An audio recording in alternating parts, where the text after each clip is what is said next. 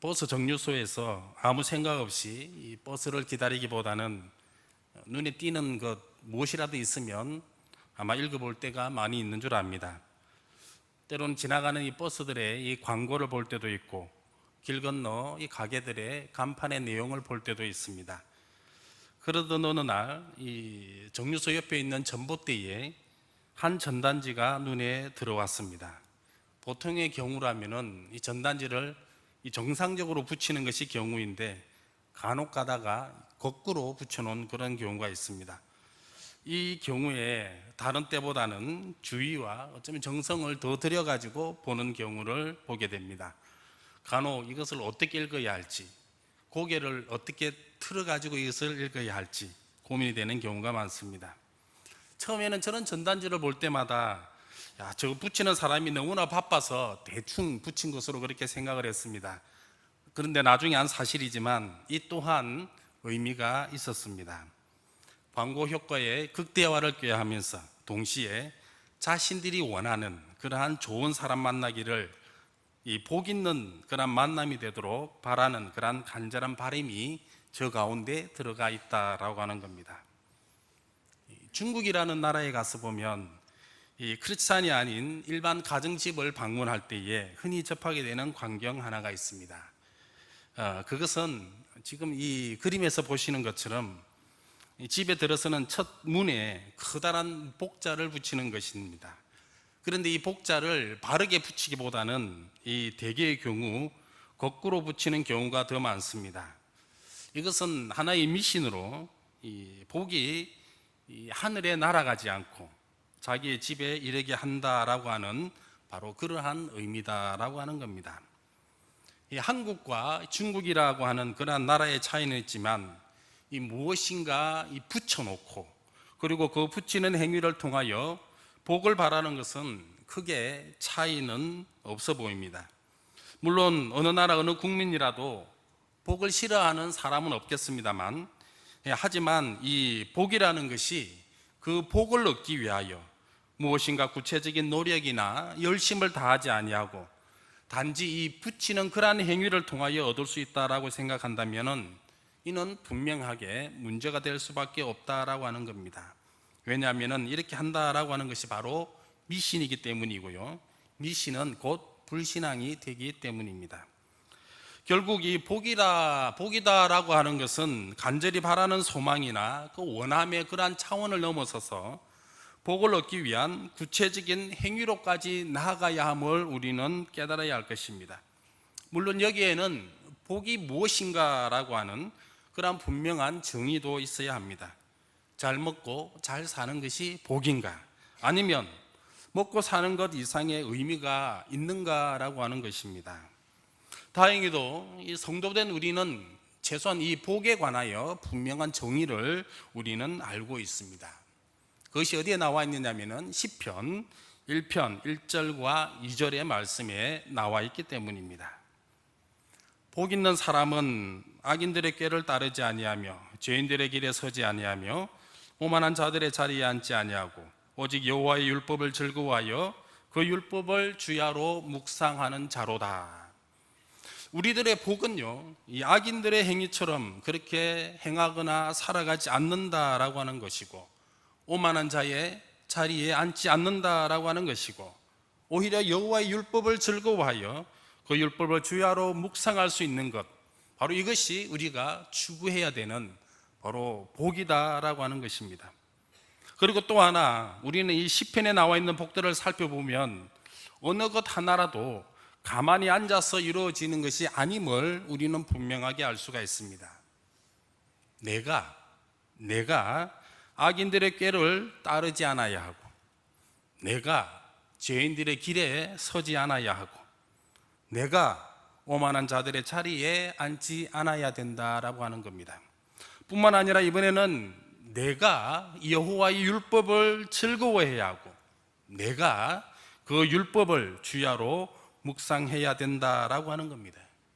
어느 누군가가 대신해 줄 수 없다라고 하는 바로 이러한 분명한 내용도 들어가 있습니다. 물론 여기에는 우리가 오해하지 말아야 될 분명한 사실 하나가 있습니다.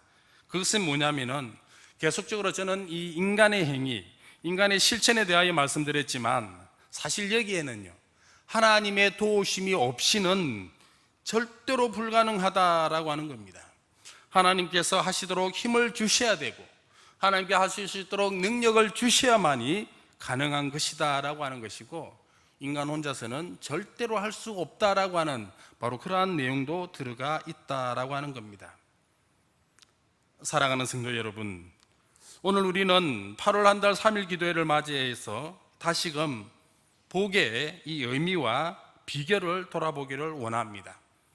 왜냐하면 2017년에 지난 7개월 동안 쉼없이 달려온, 어쩌면 우리의 이 육체를 위한 그러한 휴식 시간을 모두가 다 가졌는 줄을 압니다.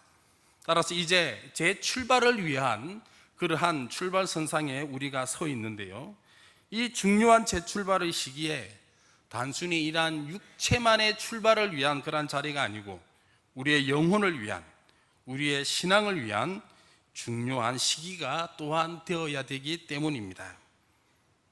따라서 우리는 이 시간을 통해서 무엇이 하나님의 축복인지 아니면 하나님의 저주인지, 또한 내가 어떻게 할 때에 하나님께서 우리들에게 축복을 주시는지 아니면 저주를 주시는지 분명히 알고 남은 한 해도 하나님께 칭찬과 복을 받는 귀한 저와 여러분들이 되시기를 주님의 이름으로 축원드립니다. 우리가 계속해서 이 예레미야를 지금 묵상하고 있는데요, 계속적으로 이 남유다 백성들에게 발견하는 그러한 내용들이 있습니다. 그것은 하나님에 대한 이 불신앙과 불순종의 모습이다라고 하는 것입니다.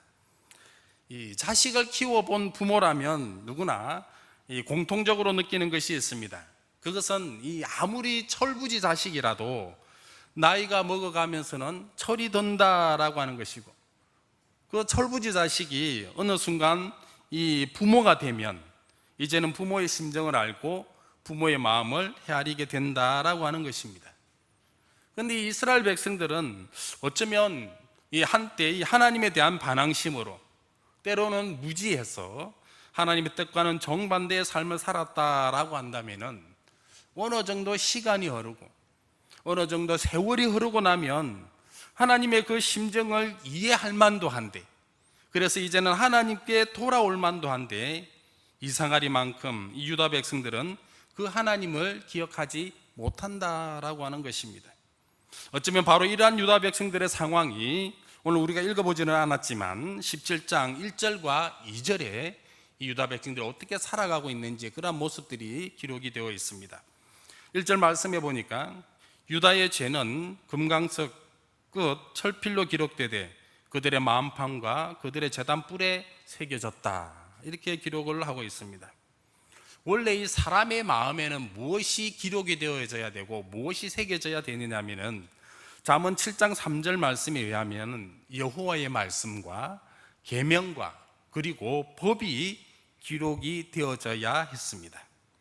하나님을 기억하고 하나님의 말씀을 기록하는 것이 바로 마음이었다라고 하는 것입니다.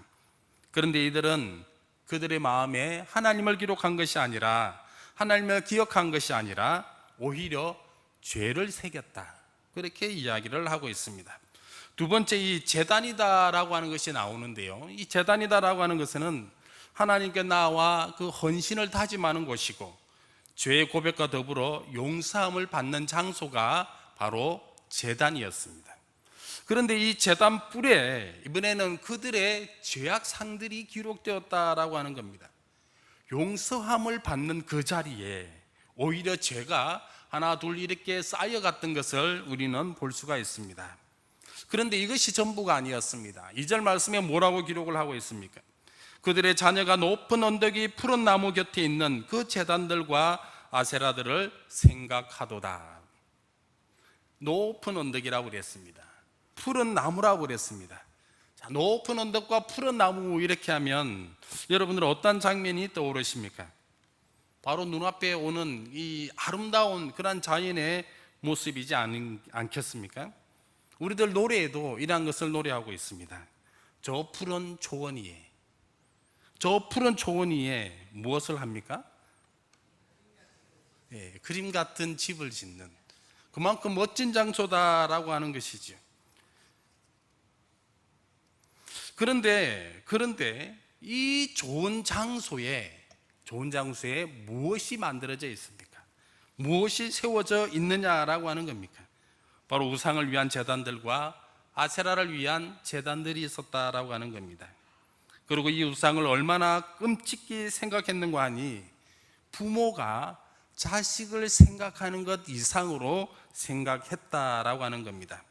2절 말씀해 보니까 그들의 자녀가 생각하는도다라고 이렇게 기록을 하고 있는데요, 좀 더 정확한 의미는 부모가 자식을 생각하는 것만큼 그 제단들을 생각한다라고 하는 바로 그러한 표현입니다. 우리가 그동안 예레미야를 통해서 유다 백성들의 하나님에 대한 불순종과 불신앙의 모습을 많이 보아봤지만, 아마 이 불순종의 모든 모습을 가장 간단하게 요약한 것이 바로 오늘 이 17장 1절과 2절의 말씀이지 않냐, 그렇게 생각을 해본다라고 하는 겁니다. 이 정도 되어지면 이제 하나님께서 어떻게 하시겠는가, 자, 그렇게 하는 것이 우리가 뒤에 말씀 보지 않더라도 훤하게 그려질 줄을 압니다. 그래서 이들 하나님에 대한 손보심, 어쩌면 심판과 벌에 대한 것이 오늘 우리가 읽었던 5절과 6절의 말씀이다라고 하는 겁니다. 또 한편으로는 이 5절과 6절의 말씀을요, 반대로 생각해 보면, 거꾸로 생각해 보면, 이번에는 복을 받는 길, 복을 받는 방법으로 우리는 생각을 해볼 수도 있습니다.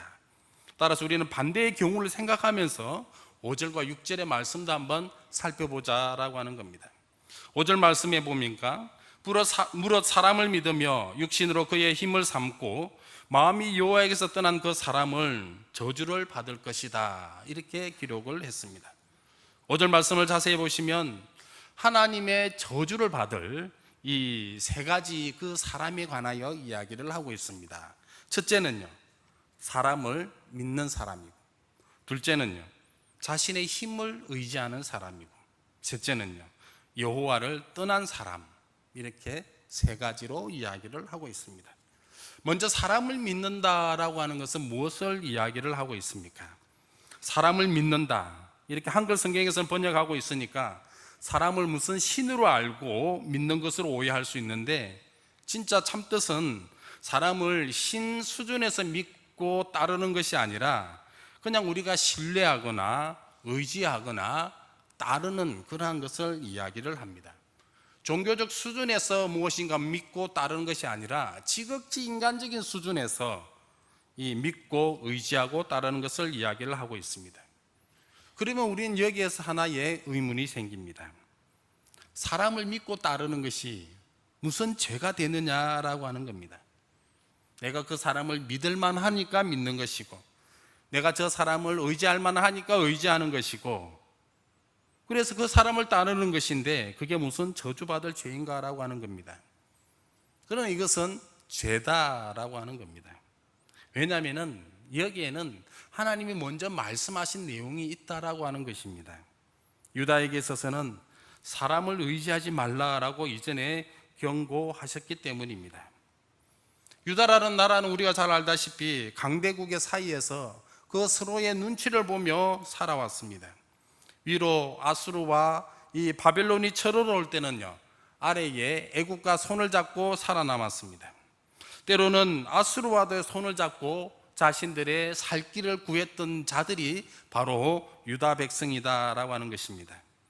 하나님께서는 유다로 하여금 인간을 의지하지 말고 하나님을 의지하라, 이렇게 말씀을 하셨습니다.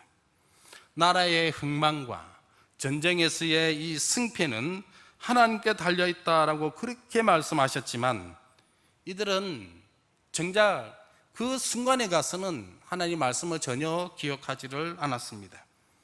자신들의 판단으로, 자신들의 생각으로 강대국들의 손만 잡으면 자신들의 목숨을 구하고 나라가 존재해 갈 줄을 알았다라고 하는 겁니다. 하나님 없이 살아가는 것, 하나님의 판단과 계획이 아니라 자신들의 판단과 계획으로 이 살아가는 바로 이것이 하나님 앞에서 죄가 된다라고 하는 그것을 몰랐다라고 하는 것입니다. 사랑하는 성도 여러분, 어쩌면 이 말씀은 지금 이 시대를 살아가는 우리들에게 있어서 여전히 그리고 동일하게 적용되는 말씀임을 알아야 합니다. 혹 여러분들 가운데 지금 해결해야 될 문제가 있습니까? 지금 무엇인가 헤쳐나가야만 하는 그런 상황에 직면해 있습니까?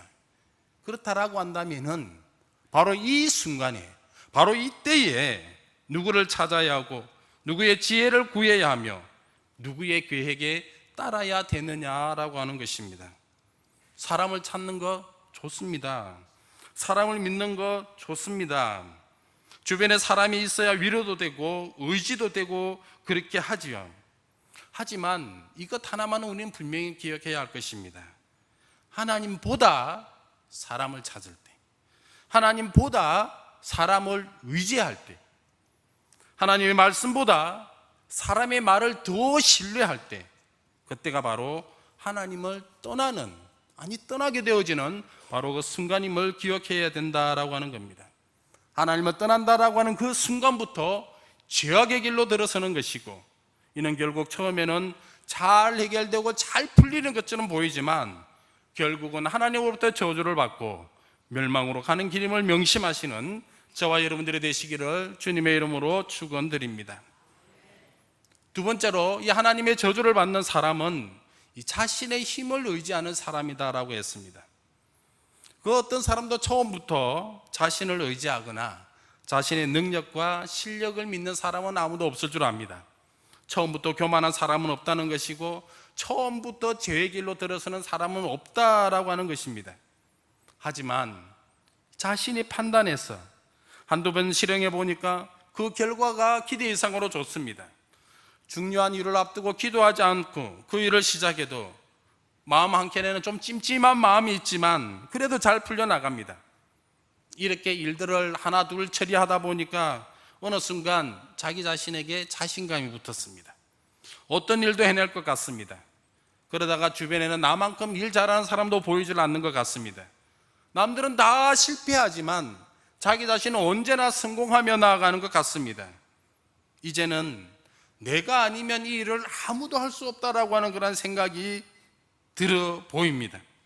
내가 없으면 회사가 굴러가지 않을 것 같고, 내가 없으면 사회가 굴러가지 않을 것 같고, 내가 없으면 교회가 굴러가지 않을 그러한 생각들이 들어 보입니다. 그래서 이 세상에서, 이 사회에서, 이 교회에서 자기 자신의 가장 필요한 존재가 되었습니다. 처음에는 이것을 내가 과연 할 수 있을까 하면서 그런 자신도 없었지만 이제는 모두 나에게 맡겨주면 다 처리할 것 같은 자신감이 붙었습니다. 아니, 이제 자신감이 지나쳐 자만으로 나아갔고 자만에서 교만으로 나아갔습니다. 이것이 자신의 힘을 의지하는 것이고 이 사람이 자신의 힘을 의지하는 사람임을 우리는 기억해야 할 것입니다. 자신의 힘을 의지하는 사람, 실력 있고 능력 있는 사람, 이 사람들을 어쩌면 현대사회는 좋아하고 인정해 줄지는 모르지만 여기에는 중요한 사실 하나가 빠져 있습니다. 이는 사람은 하나님이 함께 하실 그러한 틈조차도 주지 않는 사람이다라고 하는 것이고, 하나님께서 일하실 수 있는 그러한 기회조차도 허락하지 않는 사람이다라고 하는 것입니다. 먼저는 하나님께서 일하시고 어쩌면 그 일하심에 우리 인간이 동참해야 될 것이고, 그리고 우리 일들을 통하여 하나님의 역사하심을 드러내야 하는 것이 어쩌면 우리 인간들에게서 가장 큰 본분인데, 인간이 주체가 되어지고 하나님을 조력자로 삼고 급기야 모든 일에서 하나님을 배제해버리는 바로 이러한 인간이 어찌 하나님의 복을 받을 수 있겠느냐라고 하는 것입니다. 사랑하는 성도 여러분, 나는 절대로 이런 사람이 아니다라고 혹시 그렇게 생각하고 계시지는 않습니까? 나는 뭐 그렇게 큰 일을 하는 사람도 아니고, 나는 큰 사업을 하는 사람도 아니고, 나는 그냥 먹고 살기 위해서 오늘 또 그냥 소일하면서 살아가는 사람인데, 이런 경우가 어찌 나에게까지 해당되겠느냐라고 생각하시는 분은 혹시 계시지 않습니까? 하지만 이것 하나 기억하십시오. 오늘 말씀은 세상에서 이 큰 일을 담당하는 그러한 자들에게 주시는 말씀이 아니고 성도된 우리에게 말씀하시는 것임을 아셔야 한다라고 하는 것입니다. 결국 큰 일, 작은 일이 중요한 것이 아니라 그 마음에, 살아가는 사람의 마음에 하나님이 계시냐 계시지 않느냐라고 하는 것이고, 세상의 모든 일에 있어서 항상 하나님과 기도로 교통하느냐 하지 않느냐라고 하는 바로 이러한 말씀에 대한 것임을 기억해야 된다라고 하는 것입니다. 뿐만 아니라 이 말씀을 꼭 전해줘야 될 또 한 분이 계십니다. 사랑하는 성도된 젊은이와 수험생 여러분, 지금 이 시기, 지금 이 순간이 얼마나 소중하고 귀중한 시간들입니까? 1분 1초가 아깝고 숨쉬기조차도 아까운 시간들이 바로 어쩌면 시험을 얼마 남지 않은 바로 그러한 시간인 줄 압니다. 대학 입학을 앞둔 우리 대입 수험생들이고, 또한 여러 직장을 위하여 수험 공부하는 우리의 젊은이들이 어쩌면 이러한 처지 가운데 있을 것입니다. 그러나 여러분, 이것 하나만 기억을 하십시오. 공부하는 시간이 아깝다고 해서 하나님의 도움을 구하지 않고 기도하지 않는다라고 하는 것, 나는 충분히 양보해서 나의 실력보다는 몇 단계 아래의 학교와 직장을 결정한다고 해서 하나님의 도우심을 구하지 않고 기도하지 않는 것, 바로 이것을 우리는 주의하셔야 된다라고 하는 것입니다. 물론 하나님께 도움을 구하지 않는다고 해서, 하나님께 기도하지 않는다고 해서 지금 당장 대학에서 떨어지거나 직장에 들어가지 못한다라고 하는 것은 아닙니다. 여러분들 실력과 능력이 있는데 설마 그런 일들이 당장 눈앞에서 일어나겠느냐라고 하는 것입니다. 하지만 우리 인생을 볼 때 우리가 하루 이틀 살다가 그만두는 인생은 아니다라고 하는 것이죠. 뿐만 아니라 우리는 이 세상에서의 삶이 전부가 아니고 영원한 나라에서 분명한 이 두 가지의 삶이 있는데, 이것을 믿음 가운데 확신하며 내가 살아가고 있다라고 한다면은 최소한 하나님의 저주는 받지 않아야 되겠느냐라지 하는 것입니다. 따라서 모든 일에 있어서 우선하여 하나님의 도우심을 구하시는 성도된 젊은이와 수험생 되시기를 주님의 이름으로 축원드립니다. 마지막 세 번째입니다. 하나님의 저주를 받는 사람은 그 마음이 여호와에게서 떠난 사람이라고 했습니다. 여호와에게서 마음이 떠났다라고 하니까 뭔가 대단한 잘못을 또 저질러야만 하나님 앞에서 떠나는 사람인 줄로 우리는 생각이 되어집니다. 흔히 말하는 이 사람을 몇 명이나 죽인 살인자가 되어야 하거나, 자신이 일하던 곳에서 아무도 모르게 수십억이나 되는 그런 공금을 횡령해야만이, 최소한 사회나 국가를 떠들썩하게 해야만이 하나님에게서 떠난 사람이라고 우리는 생각할 수가 있습니다.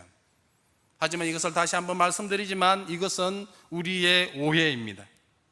하나님을 떠나기는 사실 너무나 쉽습니다. 앞서는 먼저 말씀드린 두 부류의 사람입니다. 하나님이 아닌 사람을 의지하는 것도 하나님을 떠난 사람입니다. 하나님께 도움을 구하지 아니하고 하나님의 뜻을 구하지 아니하고 기도하지 않는 사람도 하나님을 떠난 사람입니다. 하나님 말씀을 듣지 않고 하나님 말씀대로 살지 않는 사람도 하나님을 떠난 사람입니다. 어제 주일 공예배에서 우리가 받은 말씀을 한번 기억해 보시기 바랍니다. 하나님의 구원을 받았다라고 하면서 정작 하나님의 사랑과 이웃 사랑이 우리의 행동으로 드러나지 않는 사람도 하나님을 떠난 사람입니다. 교회의 모든 공예배는 잘 참석하지만 자신이 만나는 사람을 차별하거나 차별하여 대하는 사람도 하나님을 떠난 사람입니다. 남들이 알아주는 일들은 잘 참석하지만 아무리 일을 해도 표도 나지 아니하고 알아주는 사람이 없는 일은 바로 그러한 일을 하지 않는 사람도 하나님을 떠난 사람입니다. 성도라고 하면서 우리가 살아가는 이 세상 가운데서 우리의 이 착한 행실을 통하여 하나님의 영광을 드러내지 못하는 사람도 어쩌면 하나님을 떠난 사람입니다.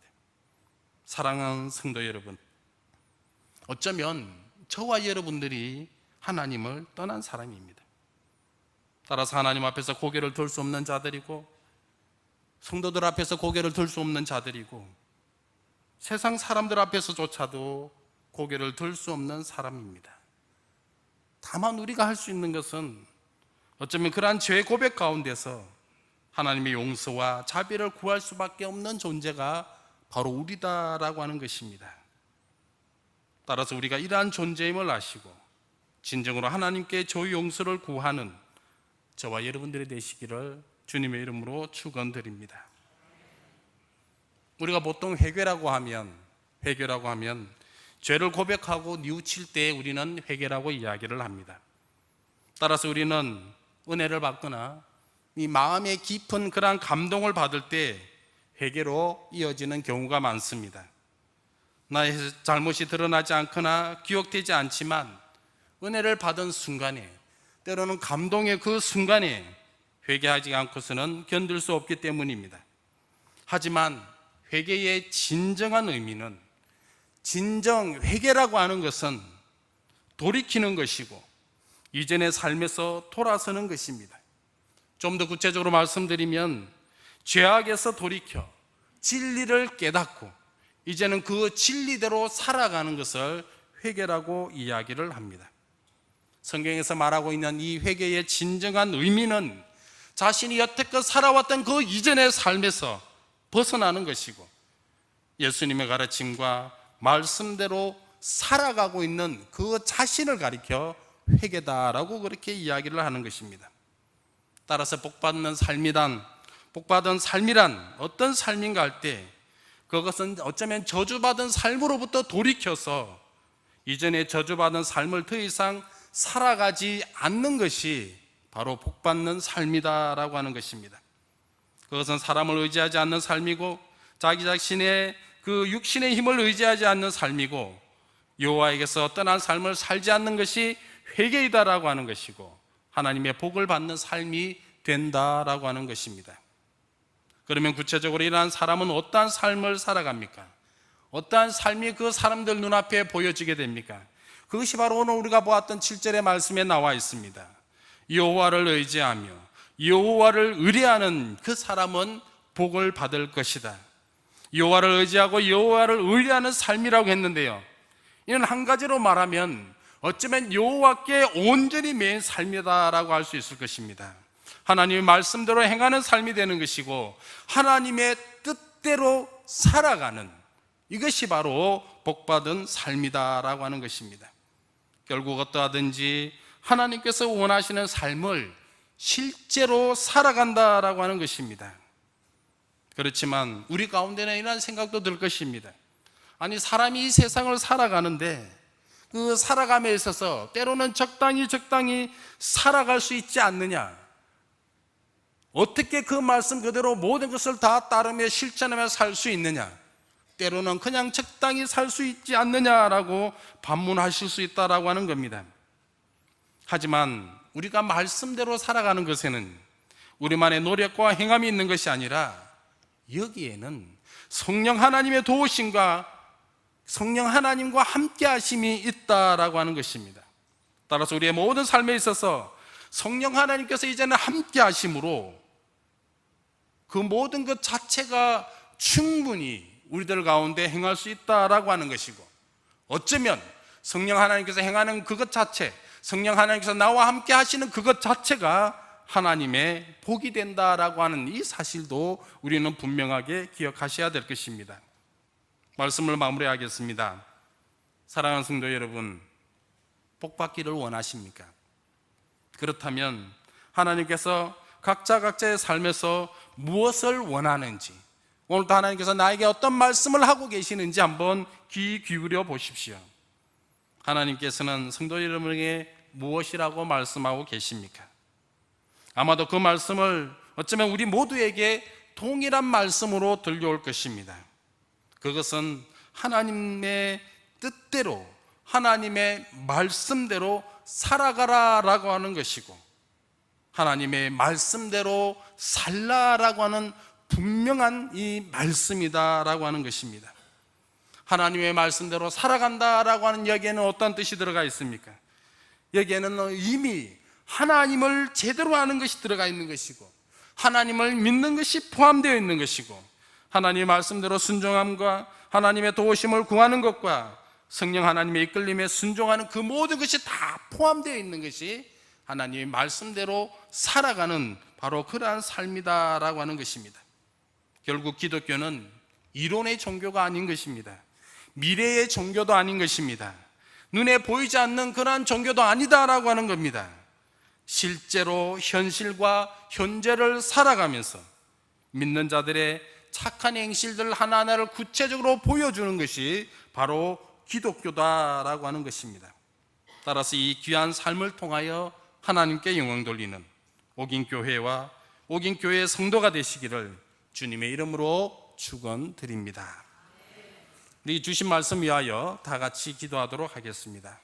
오늘 우리는 복받는 삶에 관하여 말씀을 통하여 살펴보았습니다. 우리가 마음대로, 우리의 계획대로, 우리의 생각대로, 우리의 주장대로만 살아가는 삶이 아니고 온전히 하나님께 메인받아 하나님이 원하시는 삶을 살아가는 것이라고 했습니다. 여기에는 내가 그냥 살아가야 되겠다라고 하는 그런 다짐으로 끝나는 것이 아니라 실제로 내가 살아가는 삶입니다. 실제로 그대로 행해야 된다라고 하는 것입니다. 그리고 이 실제로 행하는 삶 가운데 세상 사람들은 우리를 알아주는 것이고, 그리고 그 가운데 하나님께 영광 돌리는 삶이 있다라고 하는 것입니다. 바로 이것을 기억하시며 기도하시기 바랍니다. 다 같이 기도하시겠습니다.